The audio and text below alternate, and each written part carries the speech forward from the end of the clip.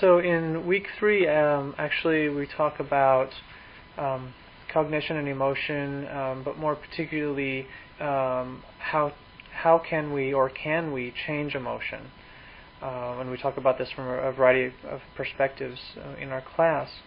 Today I'd like to ask Ana what Sufi practices influence the emotions of a practitioner, and how that happens. I think we've covered a little bit with the breath and the vibrations, but we'll invite you, Ana, to talk a little bit more about that. And thank you. Thank you. This is a wonderful question, because this kind of sums up and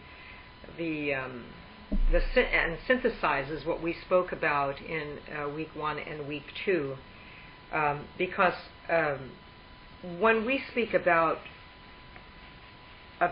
the nature of emotion and what the Sufi practices do that influence the emotions and the practitioner, we're now talking about the methodologies that the Sufi esoteric teacher gives their students.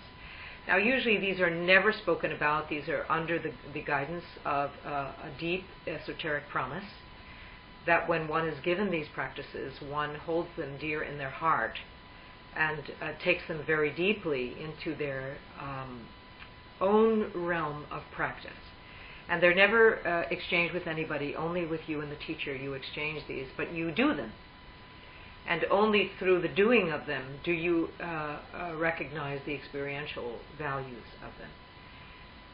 So, but I can give you an ideas of what they are. I cannot give you the exact ways to approach this, because I would be breaking a certain code, but I can tell you some of the ideas and how we approach these practices. Okay.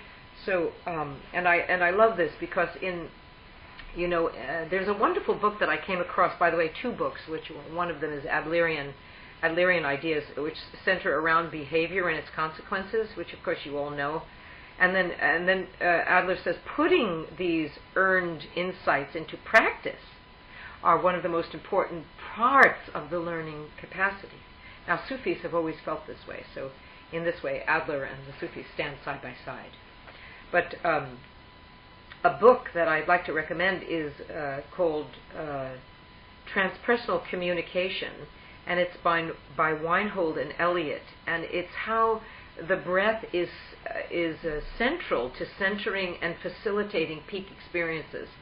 I found that book very energy. It also speaks about the levels of energy and compassion and forgiveness, and it's by Spectrum Publications, and it was in 1979. It's a little bit older than what we're seeing now, but it's a very valuable book, and the fact that it brings to the forefront what I'm going to be talking about, which comes from Sufi practice. But this codifies very much what Adler was saying about using our insight and applying our insight into practice. Because if we don't do that, what have we gained? If we don't follow that trajectory of awareness and of application.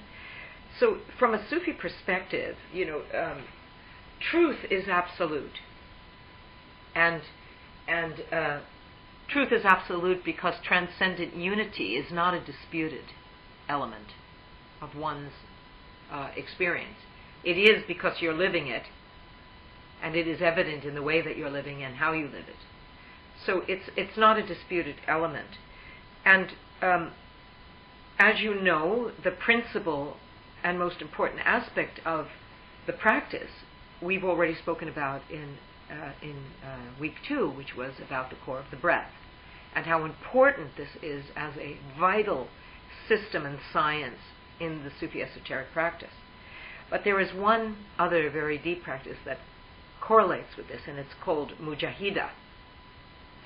Now, Mujahida is very important because it is the practice of the divine presence within one's own heart.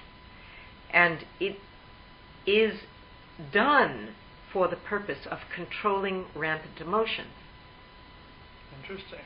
And one begins to build by doing this, by the control. Now, this is not fascistic. By the control, you are building an atmosphere of strength. And that atmosphere of strength, it's not strength matching strength. It's built. This strength comes as an elimination of weakness and shortcomings of your own nature, you see. It's not measuring strength against strength. You see the difference there? There's a slight value, a subtle value there. It's building strength so you have the wherewithal to withstand an addiction. The wherewithal to stand up against the mind that says, I'm going to gossip about, I'm going to say bad things about my friend in my mind. We do this in Vipassana training, you know. You watch your mind so that when you're in the middle of a dialogue or you're sitting with someone at dinner or something, you know, you sometimes have these rampant thoughts. You're having this wonderful dinner with a friend, all of a sudden you get this image in your head, you want to get up and smack him. You know, and the object of objectively seeing the mind and looking at the mind do that. You know, we all do this. I mean, this is the hilariousness of our mental realm, of our cognitive mind, is that in Mujahida, you see, you are always holding the divine presence in your heart. So you are saying, you are looking at yourself smacking the divine presence, and it halts you. It halts you immediately because you are smacking that which you idealize. So there is another way of saying this. The other way of saying it in Mujahida practice is called akhlaq Allah, or walking in the presence of your divine master, walking in the presence of your immediate divine master or teacher. That is your helpmate. See, that's your boon companion. That goes back to our last week's lecture. If your boon companion's around you, and you use your boon companion as the image in your heart, you wouldn't say such things in front of the boon companion that you wanted. You know, here you were sitting with your wife or your husband, and you know you were having this divine dinner, and all of a sudden this image comes in your head that you wanted to smack him or her. Now, if your teacher is right beside you, you would probably quell that and say, oh my God, you know, I would be showing that part of myself to the teacher that would be very embarrassing to me. That's an embarrassment to me, because it's showing that savage part of myself, or that untrained part of myself. So Mujahida is really putting yourself in the Bhagavad Gita. It's a way of putting yourself in Kurukshetra, you know, in the battlefield where Krishna and Arjuna are in the battlefield. And you are fighting in the battlefield of your own cognition. And that is what the great Holy Prophet sallallahu alaihi wasallam said is the Great Jihad. The Great Jihad is the battle that we are fighting within ourselves. That is the true practice of the Sufi. So there's the practice. So it's Mujahida is the true practice, and we call it, the code name of that is called akhlaq Allah, walking in the footsteps of God. Walking in the presence of God, walking beside God. So the important things to learn about Mujahida is that the jihad, the Great Jihad is going to come. It's going to come, by the way, in nanoseconds of our consciousness. We'll be fighting this Great Jihad in a nanosecond of consciousness, just in the same image that I just described to you. Having this blissful dinner with your mate, and here you are having this violent thought of slapping them. That is, you've just entered the field of the Great Jihad. Now, the job of the great warrior is to win the battle.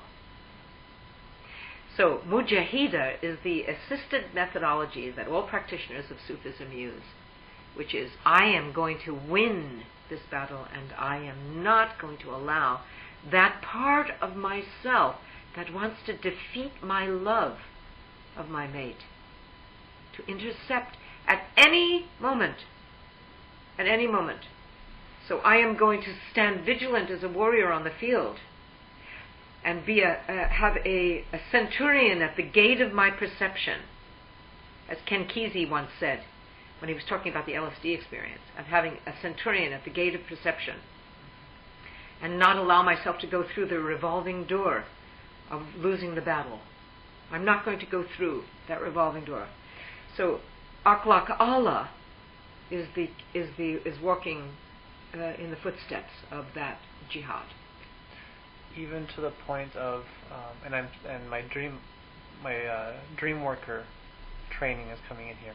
Even to the point of self-sacrifice, small s, sacrifice, in order to transform oneself, to kill oneself, to win the battle.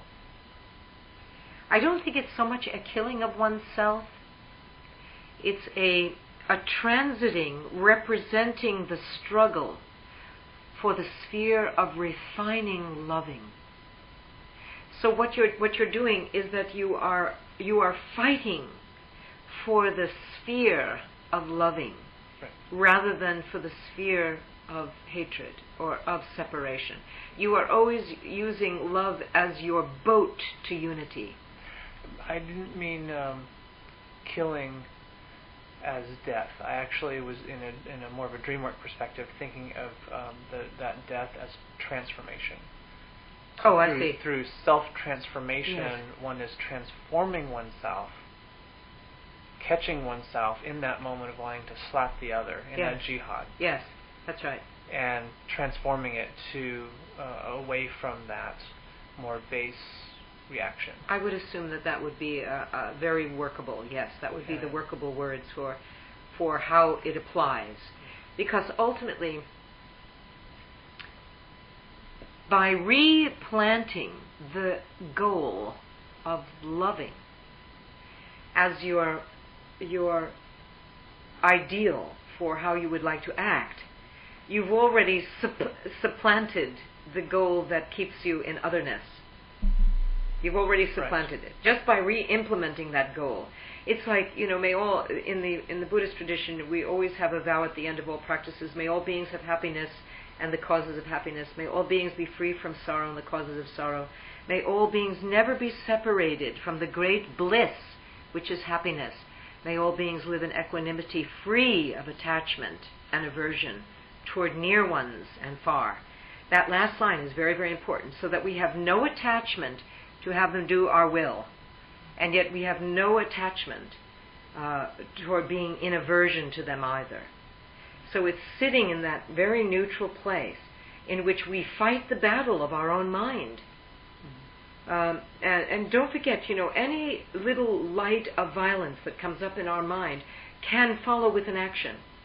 So that the Sufi immediately realizes that all thoughts follow action, or all such precede action, that we try to get the thought first. So our great jihad is the thought. That's in the very way that we work with cognitive emotion. Would thoughts precede emotion?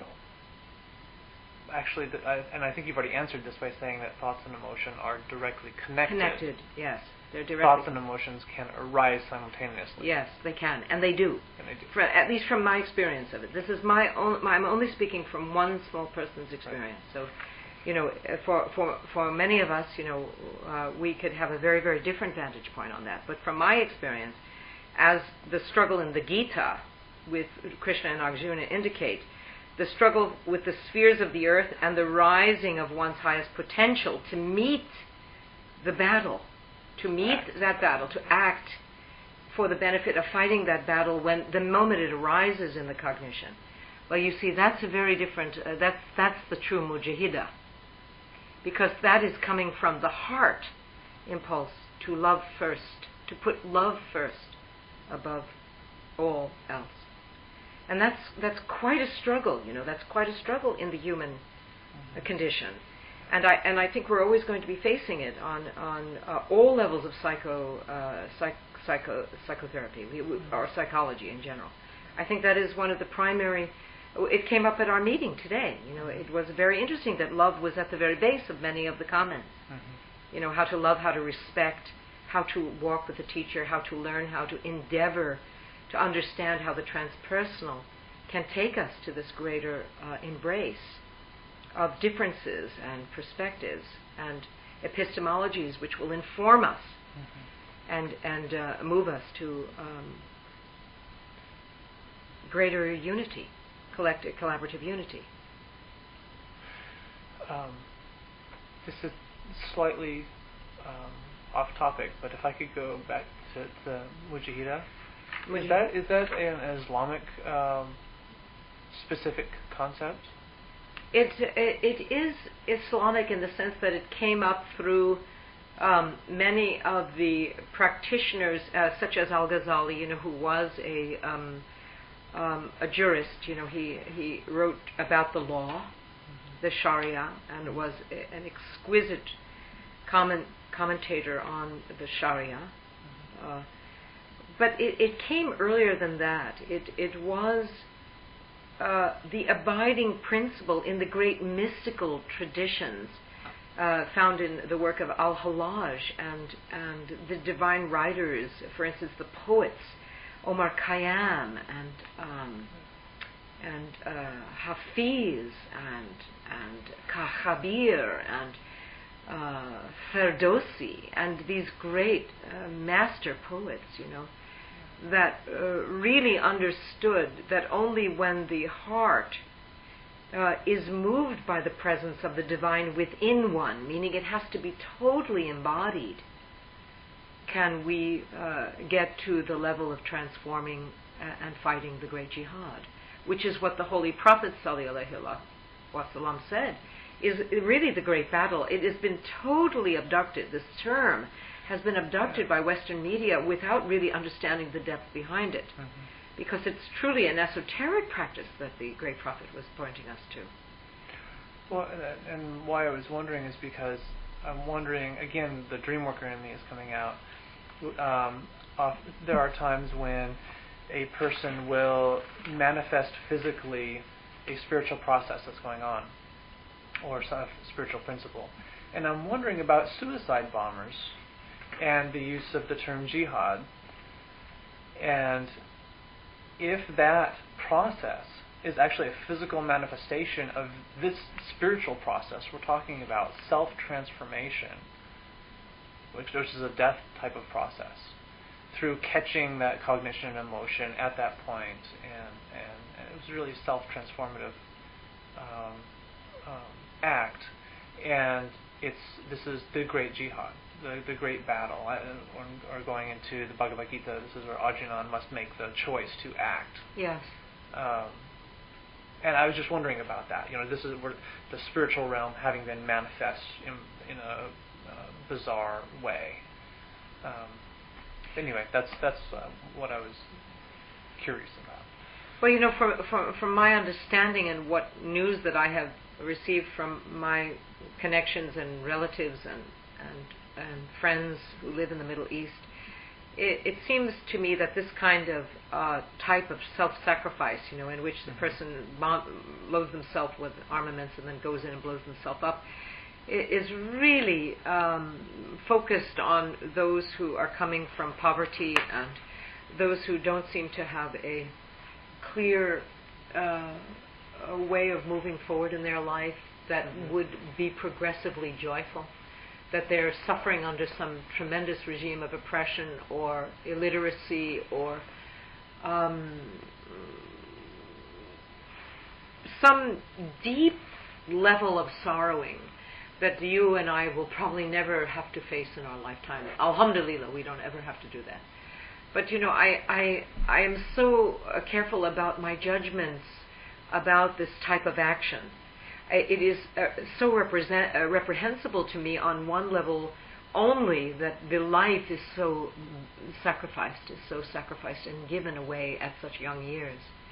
But the desperation behind that choice must be looked at so carefully. Yeah. Because recruitment for this type of activity always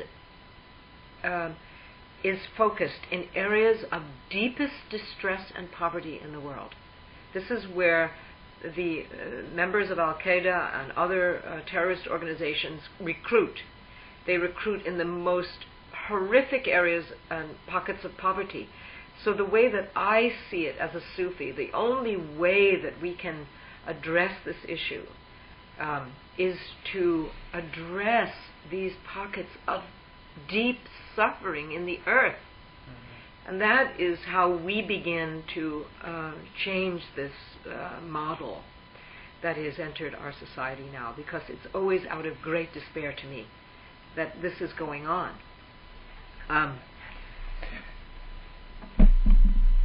So I realized that was off topic. I just wanted but that's my immediate response to that is that to open up the door of compassion and awareness that where this is coming from, the recruitment of how this is being done, is done due to the oversight by the communities of the world that are not looking at these great pockets of distress that are in our globe today. And we would all benefit if we would look at it. We would all benefit. And do something, whatever, even if it's small. There's a wonderful Jewish proverb, if you help one person, you help the whole world. And that to me is a very, very important thing. You can do small things, as Mother Teresa says, with great love. And they can change the world. So I don't feel that we have to feel overwhelmed or feel backed up against a wall because we don't understand the situation. I just know out of some material that has come my way and information that has come my way that these recruitments are coming in areas of great distress.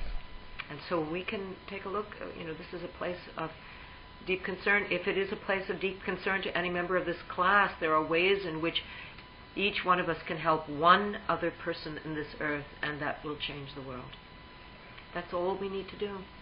Well, it's not all, but it is a step in the right direction. Mm-hmm. Okay, so other areas that we... So other areas which would be, is in the Mujahida, in walking in the footsteps of the divine, in our hearts and in our minds, there is a corollary outcome to this in Sufism, which identifies the Sufi exactly, and it's called adab, and it's called divine manner.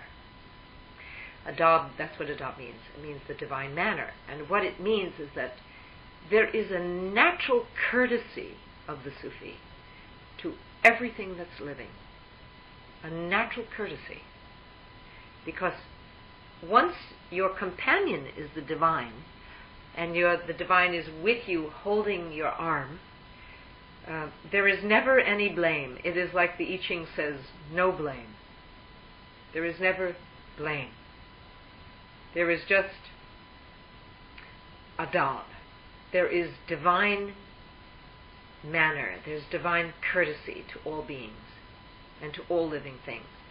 So one then treats everything with respect, everybody with respect, no matter how disrespectful they might behave, and ultimately holds the job of mujahida, which is that entering that battlefield, as your primary goal for being in relationship, not only with yourself, of course it's the ultimate relationship, but being in relationship with all that we see around us.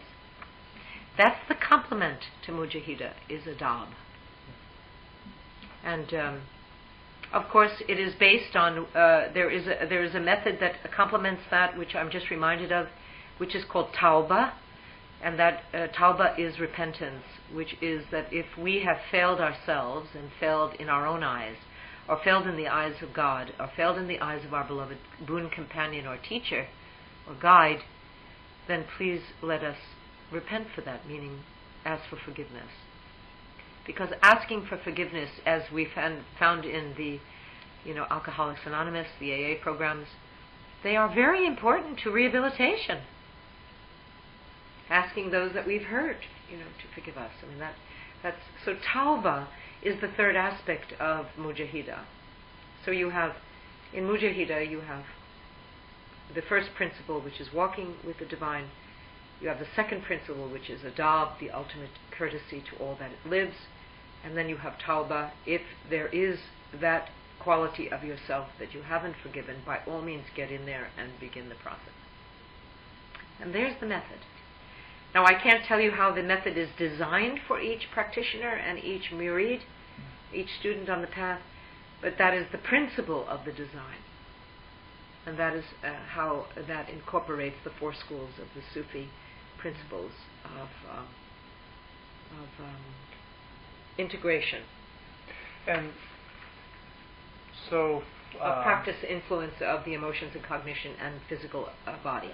That's how the emotions are influenced. That's right. And so my guess would be that in the process of Mujahida. Mujahida. Yeah. Adab, and the third was Tawba, that when engaging in these practices, those will in turn have aspects of breath control, and in order to control the energy body, or to influence the energy body, to influence the emotional body, the physical body, the mental body. And that those are the practices within the method of Mujahida, Adab, and Tawba. That's correct. So, from a vantage point of separating them out, if I were to do this, which we don't in Sufism, we don't separate it out, but if I were just for a chance of talking about it here in our dialogue with the class, if I were to separate these out, it would be as though the emotions do not assist in this attainment of Mujahida. They don't really assist, because they really just throw a certain glow on things. They throw a certain glance on things. For instance, here you are at this dinner. We're going to go to this proverbial dinner with your wife or husband, whatever, and you want to have this emotion of slapping them. Well, the emotion of slapping them is very much a shadow element of feeling, isn't it? It's a shadow. It's a kind of a rising feeling that you're having in the sense of a very joyous occasion. So that's kind of how emotions are regarded. But if the cognition sees it, you see, if the cognition sees it, then they are immediately working together. That's why, ultimately, they're not separated in Sufi methodology that I can see. Mm-hmm. Some other people might separate them out and show how they can be isolated out in view of the practices, but in the inherent view, the form of Mujahida keeps them inherently integrated into the atomic system of awareness, into the atomic overview, or the unitive system of awareness of what we are as a full human being, attempting to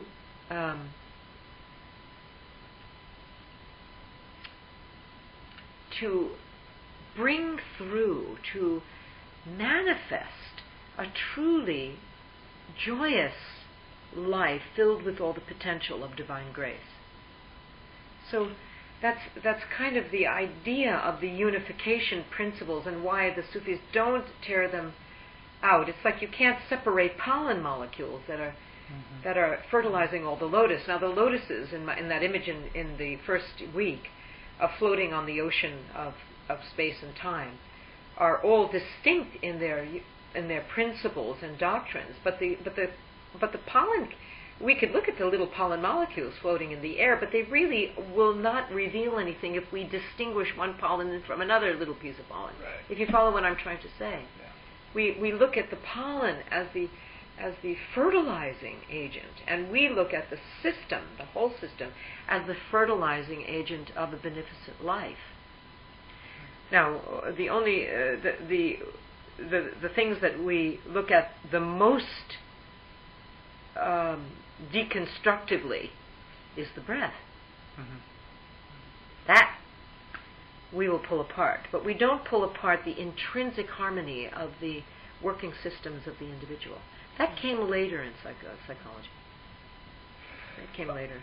What about? I'm curious about this. I found differences between, for example, Llewellyn von Lee's description of emotion and longing and fulfillment of longing by going into union with the beloved, versus somebody like Inayat Khan, who in the writings that I read talked about emotion as being of the naps, the lower naps, mm-hmm. and that one had to overcome emotion or get beyond emotion because that wasn't the actual aspect of connection. It was more part of the lower self.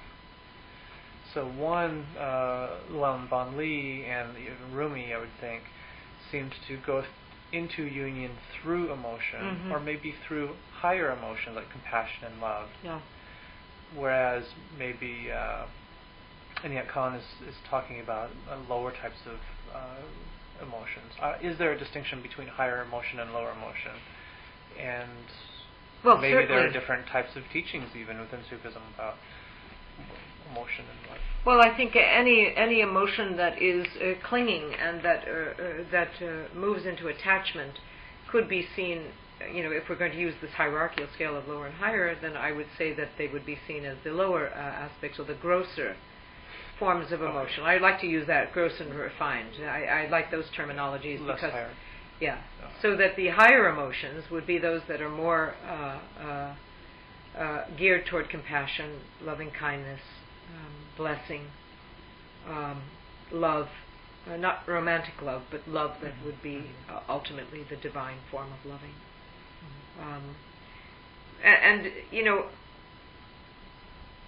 Jung, I remember Jung saying only the mystics bring to religion what is creative in itself, and I think what is greatly creative in the Sufi mystical approach is the use of love through fana, through the effacement of the self in the divine.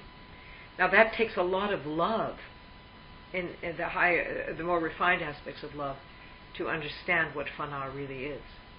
And that takes some work with a teacher to move to those states of refinement, because we can have very grosser forms of loving, which is about attachment and fulfilling of one's desires and needs. That's not the kind of love we're talking about here. And yes, that could be allocated, as Llewellyn said, to the lower emotion, to the lower aspect of the emotional body, and can be separated out. I think you can find that in any wisdom tradition. But I'm speaking kind of in the overview of some of these four schools Sufism, that the ideas of separating them out was not so much the propensity as much as the science of breath, and the deconstruction of those methods were more important to people who were of the advanced stages of awareness. That they wanted to give methods that intrinsically balanced and brought harmony to the person, and peacefulness and joyfulness to the life, so that the life was celebrated as the divine life. Then looking at that which broke it, deconstructed it into categories. Although you will find that as well, particularly in later Sufi writings, you can see that deconstruction taking place. But in the early Sufi mystical writings, you wouldn't see it so much. I mean, I remember this Hopi phrase is that only crazy people live through their head, I think that's so funny, because, in essence, it's not to separate you cannot separate the human. The human is an intrinsic system. Yeah. I mean, we know that. Well, it's part of the analysis of Western right, thought. Right, and we can get very attracted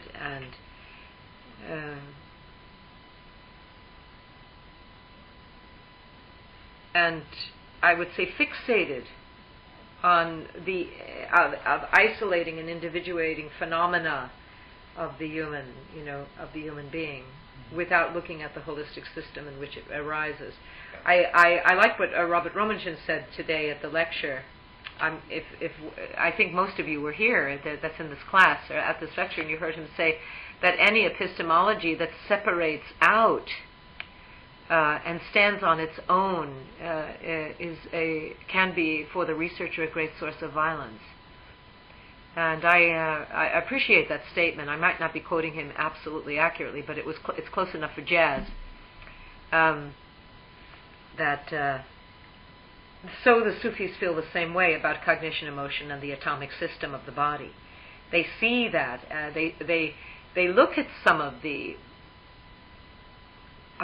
focused elements of the being, but their inherent principle is to that which unifies and brings it into working harmony. That is probably the exegetical trajectory of the essence of the Sufis' mystical contribution.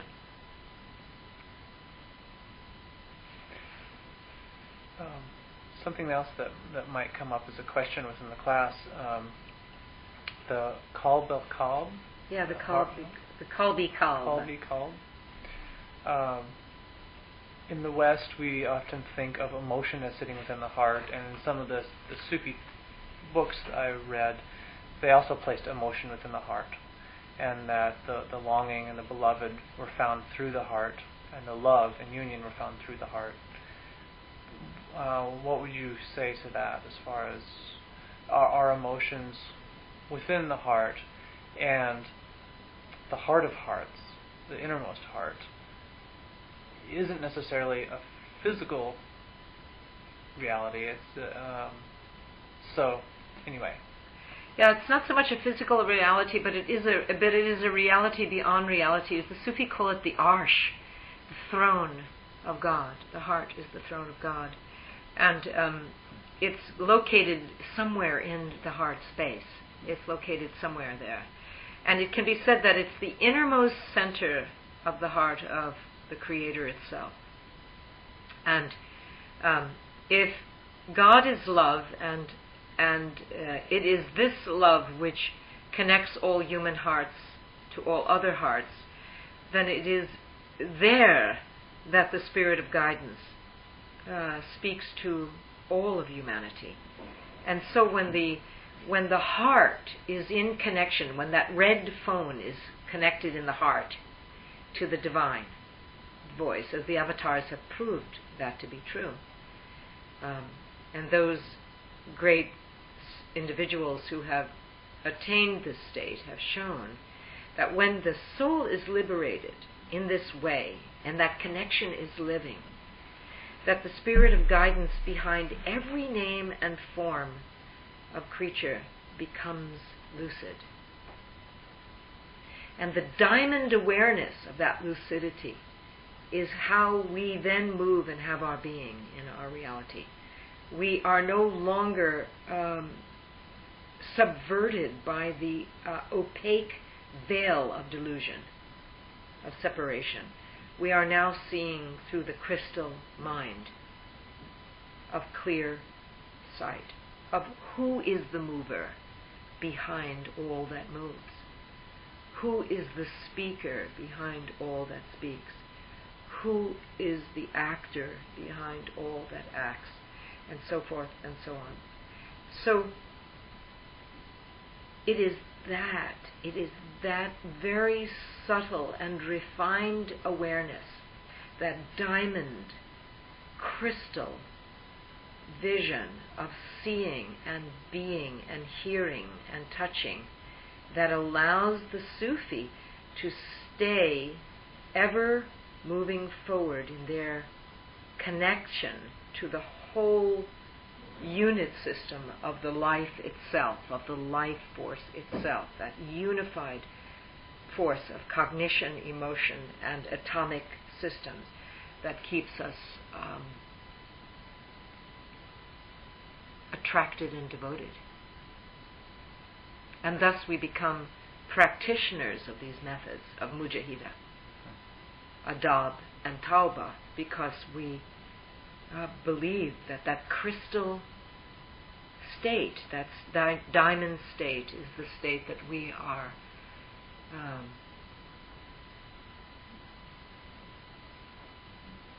seeing and experiencing. We get a glimpse, Sometimes a glimpse is all you need to run the whole life. Just one little glimpse of that diamond clarity can change your whole life.